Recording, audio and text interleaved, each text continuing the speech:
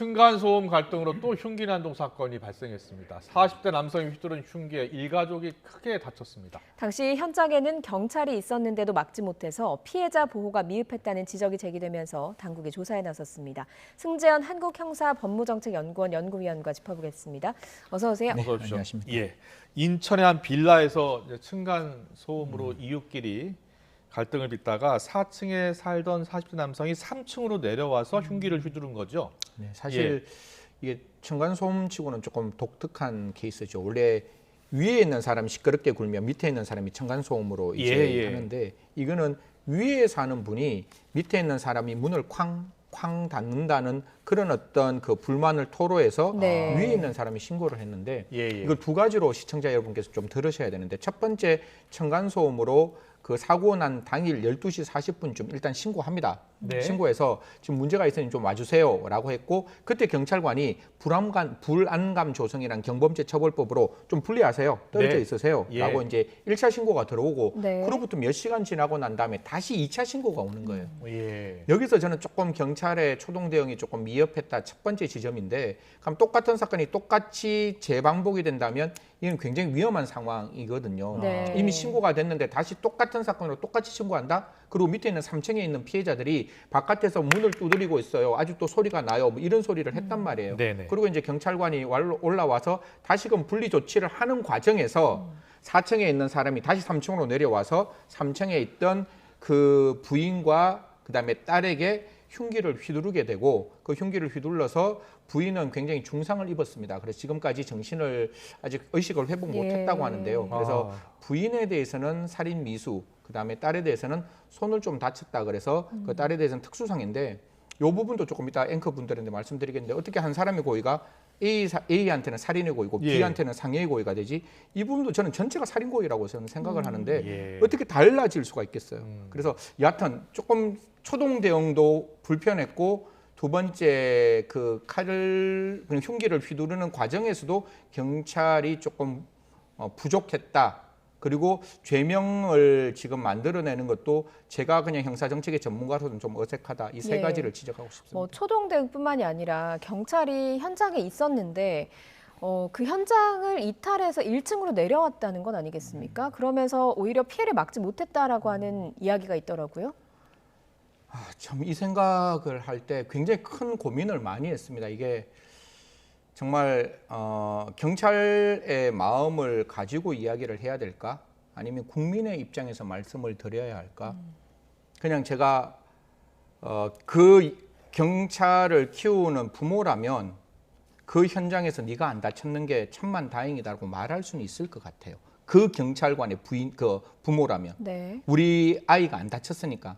그런데 가장 큰 문제는 국민의 입장에서 제가 생각하면 제가 너무 힘든 거예요. 제가 너무 생명이 위험한 거예요. 그때 경찰을 불렀어요. 저 좀 살려주세요 라고 전화를 했는데, 그 경찰관이 저를 지키지 않고 현장을 떠난다? 그럼 경찰의 존재가 왜 필요한가요?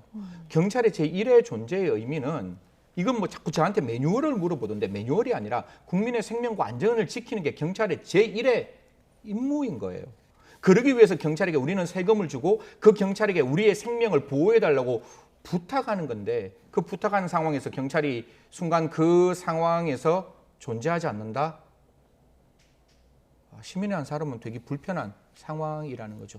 사실 제가 조금 더 들여다보니까 그 출동한 경찰관 충분히 테이저건도 갖고 있었다라고 제가 들었거든요. 그러면 좀 현장에서 적극적인 대응이 좀 필요했지 않았을까라는 말씀드리겠습니다. 네, 많은 말씀이죠. 경찰이 우리 국민들의 생명과 안전을 지키는 것을 그게 첫 존재의 번째로, 첫 번째 임무로 해야겠죠.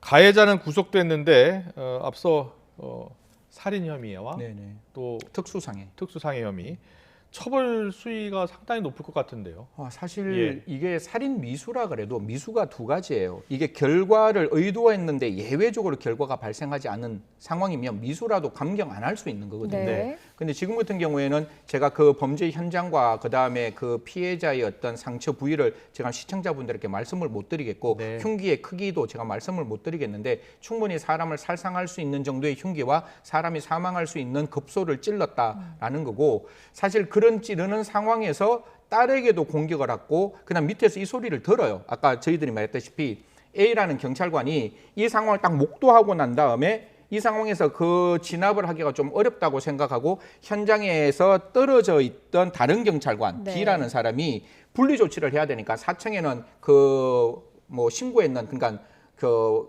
소음을 일으켰다고 항의하는 사람을 4층으로 보내고 그다음에 그 3층에 있던 가장을 1층으로 내려가서 이 상황이 어떤 상황인지를 들어보는 과정이었거든요. 그러니까 네네. 현장에서 있었던 그 A라는 경찰관은 그 순간에 자기가 진압이 안 된다는 상황 때문에 1층에 내려가 있는 경찰관에게 도와주세요. 같이 좀 이거는 상황을 진정시켜야 됩니다라고 내려갔는데 이게 또 왜 그렇게 됐는지는 모르지만 밑에 있던 그 아버지 그러니까 그 3층에 있던 그분은 올라오셔가지고 지금 저 사진에 나오는 저 사람이 흉기를 휘두르는 걸 막아요. 네. 그러니까 막는 과정에서 부인은 중상을 입고 그다음에 딸과 그다음에 저 남편은 손에 상처를 입는데 흉기 갖고 사람을 찌를 때 이 피해자의 고의가 과연 달라질 수 있을까?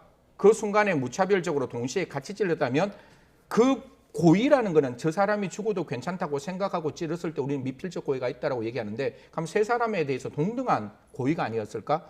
A는 죽어도 되고 B는 살아야 되고 B는 죽이지 않아야 되고 C도 죽이지 않아야 된다. 이런 선별적인 고의는 없을 것 같아요. 네. 그냥 현장에 경찰이 몇 명이나 있었어요? 한 명 있었습니다. 아, 근데 여기서 제가 조금 지적하고 싶은 거 예. 항의했는 사람이 4층에 있잖아요. 예. 피해자는 3층에 있고 그러면 피해자 3층을 제가 경찰관이었다면 좀 죄송스러운 말씀인데 어떻게 초동 대응을 했을 것 같으면 3층에 있는 피해자를 문을 잠그고 그 안에 경찰관한테 네. 들어가서 제가 들었을 거예요. 그리고 4층에 이 사람이 다시 내려올 거를 대비해서 4층에 다른 경찰관을 올려보냈을 거라고요. 분리 조치를 해야 되는 거니까. 그런데 지금은 피해자인 사람에게 상황을 묻기 위해서 그 사람이 1층에 경찰관과 같이 내려가 있고 4층에서 그걸 항의하는 사람은 그냥 아무도 제지하지 않는 상황이었거든요. 경찰이 네. 같은 조로 이렇게 움직이지 않습니까? 2명이 있었는데 예. 아까 제가 말씀드렸다시피 3층에는 3층에는 A란 한 명. 경찰관이 예. 지키고 있었고 그 A란 경찰관하고 같이 있던 그 가족들에게 도대체 어떤 예. 상황이었어요라고 듣기 위해서 1층에 또 다른 경찰관이 내려가는 거예요. 예. 그러니까 4층에서 항의하던 지금 우리가 피고인으로 보는 저 사람은 피의자로 보는 저 사람은 아무도 제지할 수 없는 상황이었으니까 예. 그 상황이 되기 저는 불편했고 그래서 만약에 3층으로 내려와서 그 4층 사람이 흉기를 휘둘렀다면 네. 그 3층에 있던 경찰관은 뭐 이 부분은 경찰관이 뭐 또 테이저건 쏘면 내가 뭔가 문제가 있을지 않았을까라는 걱정을 했다 할지라도 국민의 생명이 경각에 달려 있었는 거잖아요. 그러면 생명의 위험이 있는 그 경찰관은 그 가해자에게 적극적인 테이저건을 좀 이렇게 사용했어야 되지 않느냐. 네. 그 테이저건 사용했다고 과연 우리 국민들이 너 테이저건 과잉 사용이야라고 말하지는 않았을 것 같은데 그 부분이 저는 되게 좀 불편할 수밖에 없는 예, 거죠. 저는 여기서 좀 궁금한 점이 드는 게 보통 경찰이 그렇게 출동을 하게 되면 가해자에 대해서 아무런 조치를 하지 않는 것이 그러니까 신고한 사람의 이야기를 먼저 듣는 것이 일반적인 겁니까? 피해자 견해를 예. 듣는 건 맞죠. 보통 고소인이 신고를 하잖아요. 고소인이 신고를 하면 그 고소인의 말을 들어야 이 상황이 어떤 건지를 알 수 있잖아요. 가해자의 말을 들어서는 처음에 상황이 확인 안 되거든요. 그래서 고소를 하면 고소인 보충 진술 조서라 그래서 고소인을 먼저 불러요. 이게 네. 어떤 상황인지. 예. 근데 지금 같은 상황에서는 위에 있는 사람이 2번이나 신고를 했잖아요. 그러면 네. 위에 있는 사람이 굉장히 적극적으로 자기가 피해를 입고 있다고 생각하는 거잖아요. 그럼 위에 있는 사람은 일단 분리 조치를 시키고 네. 그 위에 4층에 경찰관이 한 사람이 있고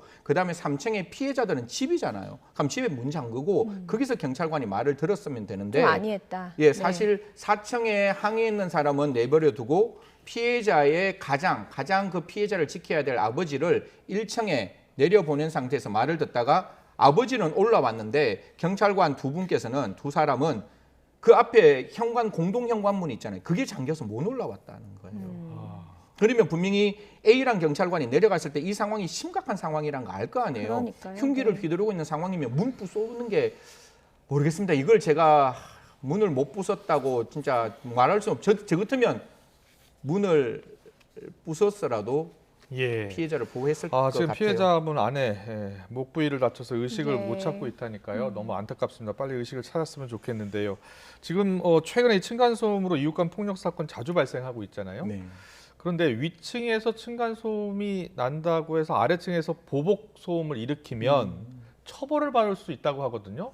뭐 예를 들어서 이게 예. 뭐 상린관계라서 집에서 일어나는 분쟁이기 때문에 그 분쟁에 대해서 사실 상호간에 협의하고 이해하고 양보하는 게 맞는데 계속해서 위에서 어떤 소리를 쿵쿵쿵쿵 올리면 예. 불안감을 조성할 수 있잖아요. 네. 그렇기 때문에 그 불안감을 조성한다면 이 법이 적용되는 게 맞는지는 모르겠지만 경범죄 처벌법상 처벌할 수 있다라고 경찰은 밝히고 있어요. 그렇군요. 그리고 지속적으로 사람에게 괴롭힘을 하면 사실 경범죄 처벌법이 좀 악용될 수는 있는데 저희들이 뭐 조용하세요, 조용하세요, 조용하세요 이렇게 딱지를 붙이면 그것도 경범죄 처벌법이 될 수 있어서 지금 같은 경우에는 층간소음이 발생했을 때 절대로 가해자, 그냥 층간소음을 일으키는 그 항의하는 분과 같이 이렇게 면대면에 만나서 문제를 해결하려고 하는 게 아니라 예. 뭔가 공동체 사회 속에서 도움을 요청하는 곳에 예, 직접 이야기를 만나지 말라고 예, 하더라고요. 그렇게 예. 가야지 이렇게 면대면으로 만나다 보면 서로 간에 자기 주장만 하게 될 수밖에 없지 않을까 예. 그렇게 생각합니다. 이번에도 사실 지속적으로 그 가해자가 네. 뭐 항의를 했다는 건 아니겠습니까? 그렇다 보니까 층간소음 분쟁에도 스토킹 처벌법이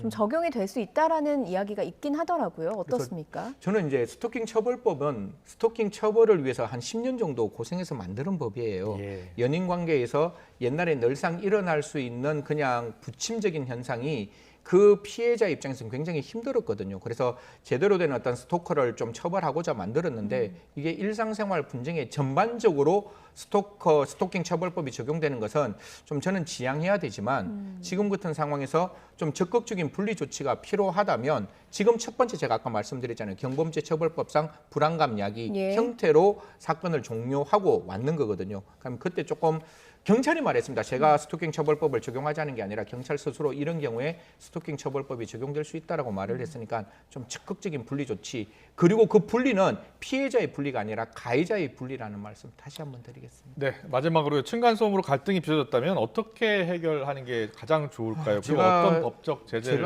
염두에 둬야 됩니까? 예, 제가 생각하는 거는 첫 번째 이게 서로 간에 면대면으로 몰라서 예, 그런 예. 거예요. 정말 처음에 층간소음이 발생하면 정말로 처음에는 좀 잘 이해할 수 있는 공간의 영역을 만드는 게 중요합니다. 네, 네. 근데 그게 안 되면 적어도 그 다음 단계에서 도저히 저 사람이 나의 말을 이해 못 한다면 공동체 사회, 특히 아파트면 아파트에 있는 어떤 그 분쟁 해결을 할 수 있는 네. 그런 쪽에서 이야기를 해야지 두 번째, 세 번째까지 계속 면대면으로 만나면 굉장히 위험해질 수 있다라는 말씀까지 드리겠습니다. 예. 네, 알겠습니다. 여기까지 듣겠습니다. 승재현 한국형사법무정책연구원 연구위원과 했습니다. 잘 들었습니다. 고맙습니다.